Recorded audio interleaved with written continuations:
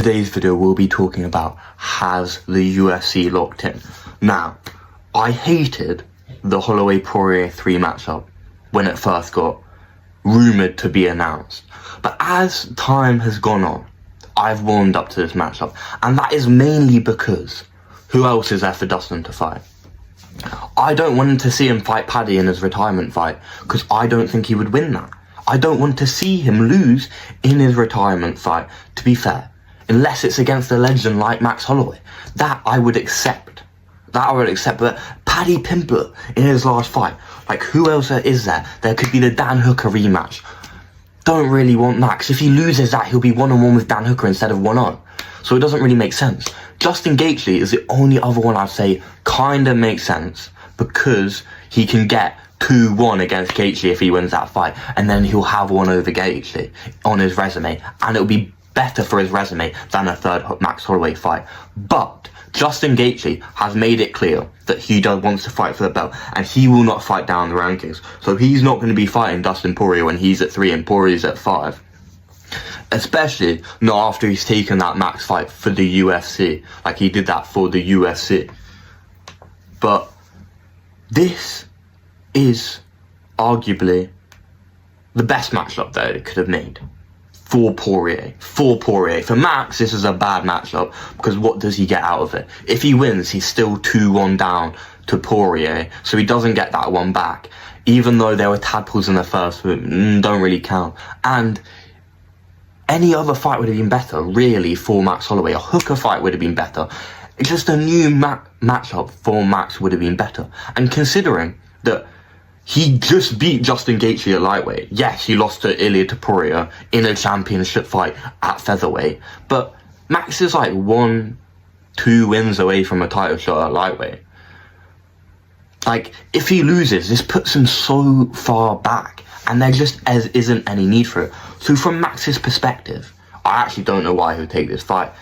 Because it's in Poirier's hometown for his retirement. It doesn't do anything for his resume except from get that one back, which he's still 2-0 down anyway. And I don't know if he would beat Poirier, to be fair, because he has lost twice. He has made more improvements in the last 6 years than Poirier has, and Poirier is the older one. So I would be picking Max. I would be leaning towards Max. But there's still a good chance that Poirier wins, and that does nothing for Max's career except from damage it. And Max is still like 32, 33. He's still got a good 2-3 years left if he wants of fighting. And his chin hopefully is still there. And we will find that out in this fight. But then we move on to something that I have been waiting for what feels like a decade now. Usman versus Buckley, mate. Kobelini's Usman's finally stepped up, mate. Finally going to put his ranking on the line. I will say it was a draw against Khamzat. But Usman ain't washed. I'm seeing people say, Buckley, mate. I would pick Buckley to win in this matchup. But, mate, Usman ain't washed. He proved that in his Khamzat fight. It's just his offensive wrestling, because of how bad his knees are, is just, it ain't on that level anymore. And he's using his power, that's what he's relying on. He's not relying on his offensive wrestling. But even then, he proved that his defensive wrestling is still up there against Khamzat. Khamzat is levels above Buckley on the ground. It's just it's the truth of the matter. But Buckley has all the physical advantages except from the height in this matchup. He's got the reach. He's got the size. It's literally just the height. And he's got the age. That's why I would pick Buckley to win this matchup. But the UFC is starting to lock in. They are giving us the matchups that we deserve as paying fans. The first comment, about time the UFC had good matchmaking. Facts, mate. Complete facts. Like, what contender fight has we had recently? Except from Paddy, Michael, Chandler, and that, like, that's not even a proper top contender fight. Like, well, I'm talking about, why isn't Yair Rodriguez or Diogo Lopez being booked straight away? Like, they beef, they want that. Like, Lopez wants that fight. Rodriguez calling for a title shot after one win. 3-6 in his last 6. 50% win rate. No, brother, no. But it seems like the UFC is finally starting to lock in for this year. I am thinking that after this JD and Bilal fight, we will finally get all the news we need in lightweight, and we will finally know what's going on in lightweight, and that will just bring excitement to find out who Topuria is fighting, because apparently he's fighting for a vacant or against Islam at International Fight Week, but Islam hasn't said anything. I doubt Islam's fighting then, so I doubt it's against Islam. So they are just waiting for this JD and Bilal fight.